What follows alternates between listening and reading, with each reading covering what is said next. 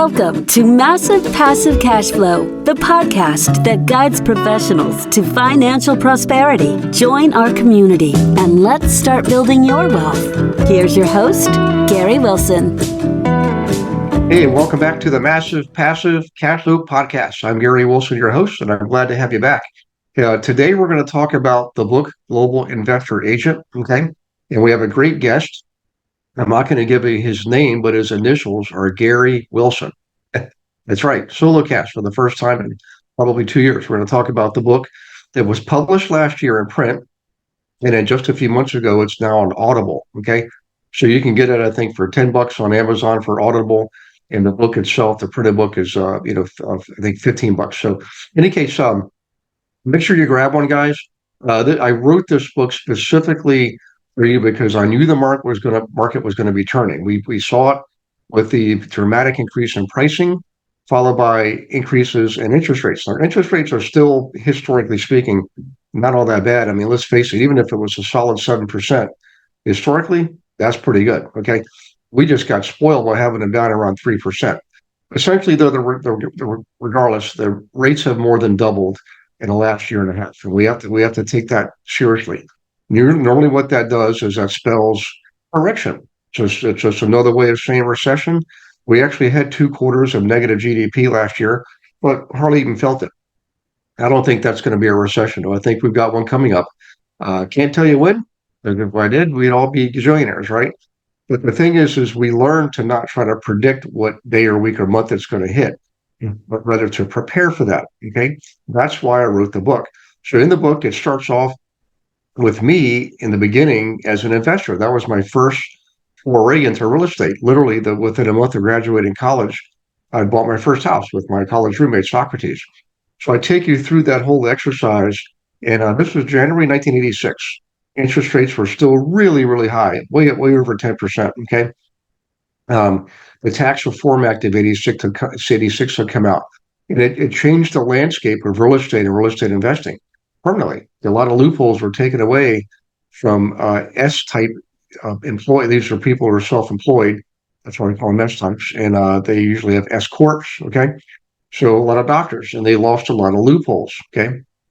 So a lot of the properties had gone on the market, and that's why Sock and I, roommate with Socrates, we call him Sock, were able to get started with very little money, right? His dad helped us buy that first house. So he didn't give us money.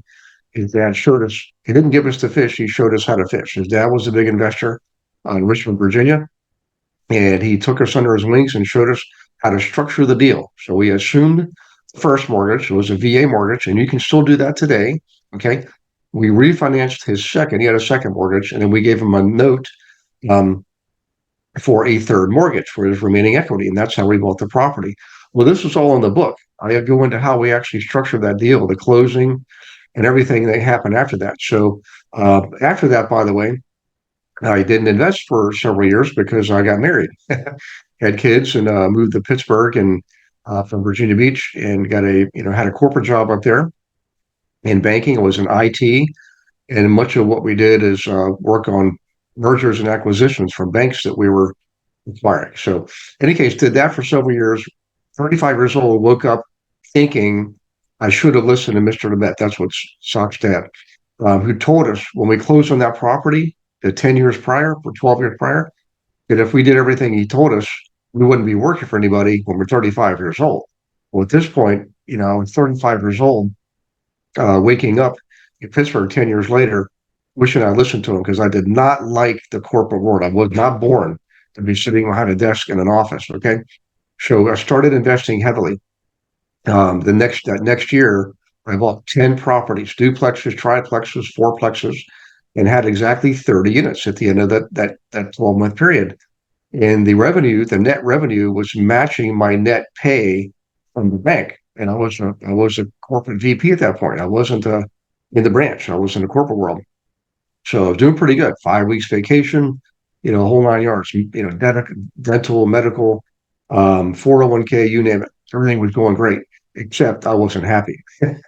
Wouldn't want to be sitting at that desk. I wanted to be outdoors. So like I said, I started investing that first year. That took the second year off to pay down secondary debt. I used a line of credit on my home. I used a personal line of credit, and I borrowed from my 401k, okay, while I was still employed there. So all those things allowed me to have down payments for the properties I'd purchased. Now, at the end of that year, the next year, and paid down those secondary loans. So I was left with only first mortgages.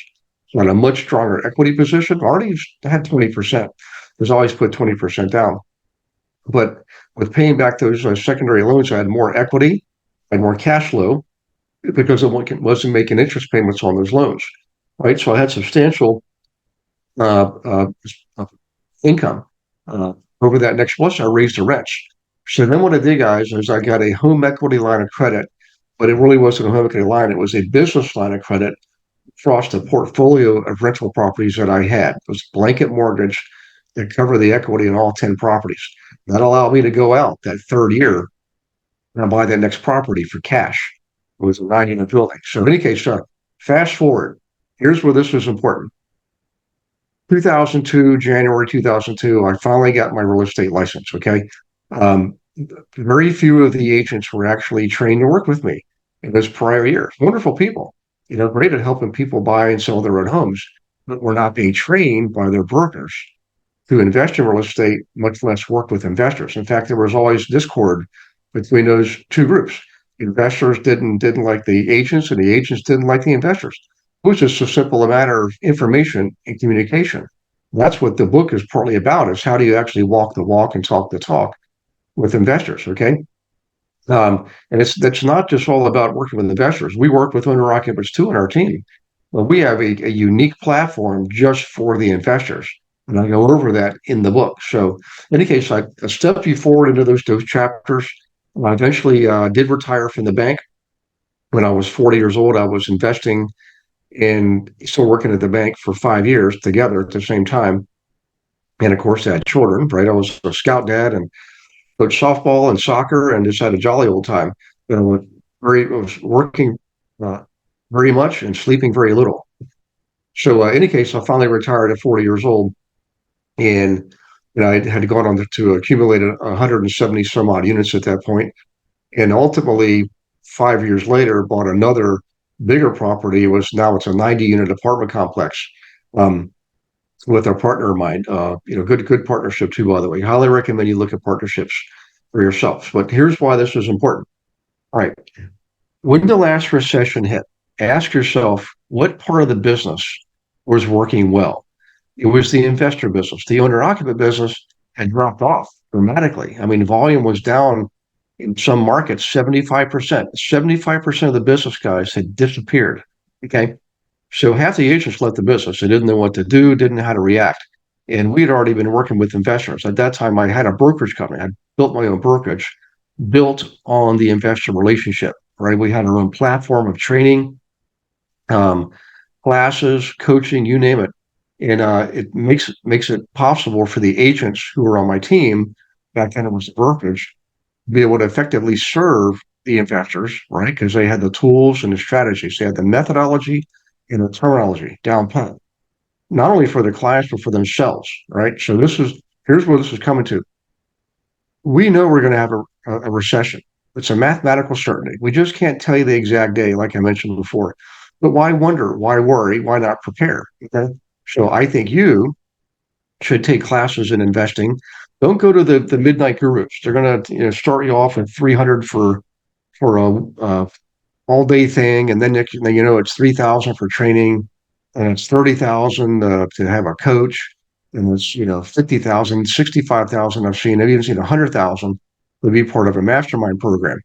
I'm not knocking those guys. I used to do that. I was a product of that. I learned from a lot of those guys. You don't have to spend that kind of money to learn this. We have for our agents on our team, we have our own training platform for buying flips, buying rentals, managing rentals, wholesaling, even commercial. It's all in there, and they don't pay a dime for it. Everybody on my team, they don't pay for anything until they produce. So we take the risk. Kind of unique. So look for something like that, where you can be part of a team where you're getting the training and the coaching in the way of investing, not just traditional real estate. You've got to learn how to invest. Okay. When the market turns, it's going to be probably half your business and probably more in some markets. In my business, and when we were probably statistically 88% investor business during the three critical years of the last recession. And guess what? Our business grew sixfold during those 3 years. Okay, we started getting bank deals, with all the foreclosures. We sold thousands of them. And I think over 3,000 REOs in a short period of time. I just wanted to take a moment to say thank you for participating in the Massive Passive Cash Flow podcast. Also wanted to let you know that the book Global Investor Agent is officially out in print and in Kindle on Amazon. You can get it by clicking on the link right here. If you are an agent, definitely grab yourself a copy. This book, guys, was not just written by me. I also included 8 other investor agents from around the country. And I didn't just handpick them. I literally opened it up to the entire audience. And it was first come, first serve. So you're going to get feedback from brand new agents all the way up to top 25 team leaders. Some on my team, some are not on my team, with valuable insight and instructions and guidance and actual checklists to follow to not just survive, but thrive in this market. I know you're looking for that advantage, and this is it. By the way, if you are an investor, grab a copy for your agent. And for everybody, all profits from the sale of the book, Kindle and print, all go to the Healing House Foundation, 100%. Thank you for doing that too, guys. Let's get back to the show. So this is all in the book too. I'm taking you through progressively from start to finish, how I got started, which is literally buying a 4-bedroom ranch in Virginia Beach with my buddy Socrates. I was half owner. I owned half a house. That's how I got started. Okay. And then, from there, the next thing I bought was another single family home for my wife, Susan, and I. And that's the one we sold to move up to Pittsburgh. Once we were in Pittsburgh, and we had to have our own home. So I bought one there, then built another one. But very quickly, we started in on the investing. And I went through it just the way I described to you. So when we built the brokerage, it wasn't like a fly-by-night thing. Starting in 2002, when I got my realtor's license, I also started teaching local investors how to invest in the Pittsburgh market. It wasn't one of those, again, late night guru things. I wasn't even the guru. I was a teacher for someone else, who was the guru. So he put me on his radio program. It was a Saturday morning business program. And called me the next Monday and said, I just want to tell you, I've sold more training programs ever since you came on my radio show. Would you like to come by and meet some of the guys and go to lunch? And I said, sure. So I went to lunch with a bunch of students and investors, young, old, male, female, didn't matter, from Pittsburgh. And I liked it. I liked hanging out with other people who were investing. So when they asked me to represent them as an agent, I said no, because I didn't get my license for that reason. I got my license for myself, to make investing easier. Turns out, using my license was one of the smartest things I've ever done. So after several times of people asking me, I finally decided to say yes. I learned one of the most valuable marketing lessons there is: scarcity and urgency. So I went into class this Saturday. I did it maybe one Saturday a month, and told everybody, I said, look, there was 25, on average, 25 people per class. And I said, I tell you what I'm going to do. I don't really do this, but I'm going to take 2 of you out. I'll take 2 of you out, and I'll represent you as your agent. Well, every hand went up. They all wanted to be the 2 people. So that taught me a lesson, which is make yourself scarce and make it urgent when people decide to work with you, because you are special. Okay, when you have skills like these, the ones we teach you, how to work with investors, how to invest yourself, giving you the tools and the strategies, everything you need, and you don't spend a dime on that out of your pocket. Good Lord, you're going to succeed in a great way. I'm telling you, we get more than 4 transactions per client with our investors. With owner occupants, we get basically 1 transaction, per client. We get referrals coming in and things like that, and maybe a repeat sale on a vacation home or a move up home 10 years later. But I'm talking 4 transactions a year for active investors. That's a big difference. So in any case, I'm going to move into the phase 2. So assuming you actually do this yourself, come to Monday Night Live. Just go visit globalinvestoragent.com. Look in the material that's in there, scroll down, and you'll see where you can participate in Monday Night Live. Cost anything, you just register and show up and meet people on the team, meet other guests from around the country. And it's educational. We always give real content, okay, like things you can actually do and take away. So just do that, all right? But in any case, So phase two is this: assuming you have your license, you decide to take me up on this and work with investors. And you can either do it the slow, hard way, which is figure it out yourself, right? Which is a lot of us do that. We're entrepreneurs. We do it the easy way. Just come to Money Night Live and start there.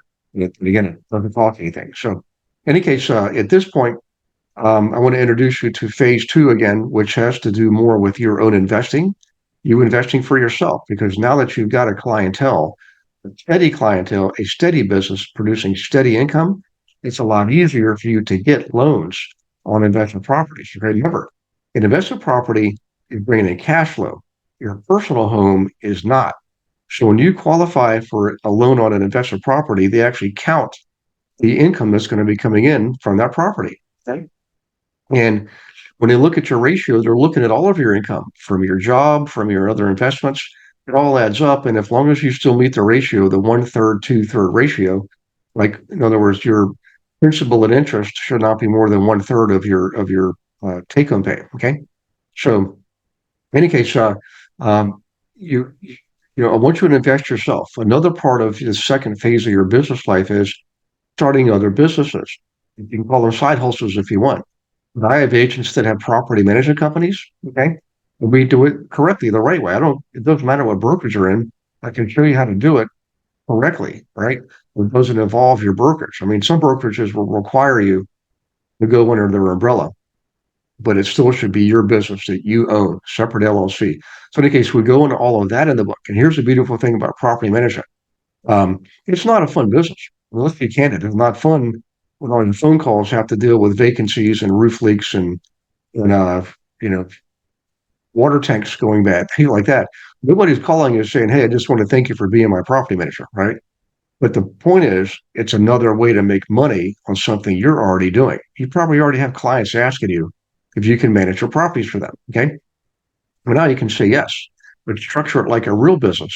So you get all the benefits of business structure, like for taxation, right?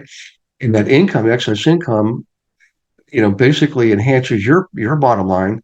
So when other lenders are looking at you to buy more properties, they see now you get income from two sources, actually three. You got commission coming in, you got property management fees coming in, and you got income from your own investments coming in. It's three streams of income on one set of activities. Whether you're helping yourself or someone else, you're always looking at investing, right? So I even used to own a title business and an appraisal business. Well, in fact, we were getting ready to launch a bank too. It's not hard to do when you already have the clients. You don't have to do a lot of more marketing. You already have the clients. You just serve them in multiple ways. But in any case, that's why we came up with the term the massive passive cash flow method. Okay. That's talked about in the book, in the Global Investor Agent book. In fact, there is a book called The Massive Passive Cash Flow Method. That was the sixth book, right? Global Investor Agent is the eighth book. But Global Investor Agent goes into one more big thing, which is, phase three, if you want to call it this, has to do with you building your own team. Okay. And because you don't actually have to own a brokerage, okay, to succeed in this. In fact, I don't own a brokerage now. I used to. I sold that brokerage, but what I'm doing now, I'm doing inside another brokerage. I have a team inside this brokerage, and they allow me to operate on a national scale. So we've got agents on the Global Investor Agent team. They're in 37 states at the time of this recording, maybe 38 by now, because we just signed on someone from the state of Maine. But in any case, here's why this is really important, guys. The market is going into a change. Agents are going to leave, the ones that are unprepared or the ones who are not producing, right? They're going to leave. And then the ones that are staying are the true champions, the successful, the winners that don't give up, no matter what the circumstances are. Okay. What I'm suggesting to you is to soften that downturn is form a team, build a team, create a team right around you in your area, and have an admin and bring in other agents, and don't make them just be buyers agents or just be listing agents, things like that. Build them, develop them to be the whole complete agent so they can be autonomous and independent, right? And what's interesting about that is when you do that, you don't have to continuously take commission splits under transactions. But if you're in the right organization that rewards you for building a team and bringing people in underneath you, you're incentivized to help develop other people. That's what we do. My revenue share, guys, I can actually live off of it. It's that good right now. Passive income, totally free. I don't have to take tenant calls for that money. I don't have to collect rents for that money. It comes to my bank account automatically. So what I'm getting at here is take advantage of the fact that you are a leader. You are ambitious, and if you're on top of your game, you'll work with owner occupants and investors both, right? Have a model for both, but more importantly, prepare for the future. I think you should build a small team. Eventually go big like me if you want to, but at least start where you are right here, right now, with a few people. You don't need more than 5 people to make a team really scream. Okay. Um, but you definitely want to work with some virtual assistants. We have 3 virtual assistants on our team, and a full-time employer, U.S. based employee, excuse me, and a part-time independent contractor. And we serve 120 agents on the team across 37 states. It's not that hard to do. It only sounds like it's hard because you haven't done it before. But in the book, we detail that how we actually did that. Um, in fact, that's the name of the book is Global Investor Agent. So we show you how to become a global investor agent, and then to wrap things up, we actually show you how to build your own team so that you are now trading your currency is the currency of time, right? You're no longer trading your time to make money. You're now earning enough money. You're trading your money to buy more time. That's when you know you made it. And the only way you're going to be able to do that is to build a business structure, right? Don't just receive commission income, because if you stop producing commission income, if you stop selling houses, your income stops. So get in a company that has revenue share, right? Now, at our company, we also have stock options. I buy stock in the company. So I do. I buy stock. I get revenue share and I get commission income. All 3, plus the other side businesses in the real estate. So this is where I wanted you to get at. When you get to building a team, just call me. You can get my phone number very easily in my email address. Go to globalinvestoragent.com. You can order your book there, and you can even leave your name and email, and we'll set up a call together, and I'll be able to talk to you about this if you're looking at building a team like I did, especially if you're looking to go outside your town or your county and your zip code. If you're looking to expand on a national scale across state lines, definitely give me a call, because we're doing it right now, and I'm actually already helping a half dozen other people do the same thing. In any case, we touch on that in the book, and at the last part of the book is 8 other people writing their own life stories and how they ended up here in this business right now. We even give you in the back all the team members. All the team members are in the back, and a year's worth of transactions. There was over 400 transactions. We closed in that first full year, and they're all detailed in there. So you get all this cool information, as well as tools and strategies and methodologies to help you be a global investor agent, and don't just survive, but thrive in this next market downturn. Okay, guys, we'll see you on the next Massive Passive Cash Flow podcast. In the meantime, take care of yourselves. God bless you and your family. Thanks for listening to this episode of Massive Passive Cash Flow. Be sure to go to realestatewithgarywilson.com to join our community and start building wealth today.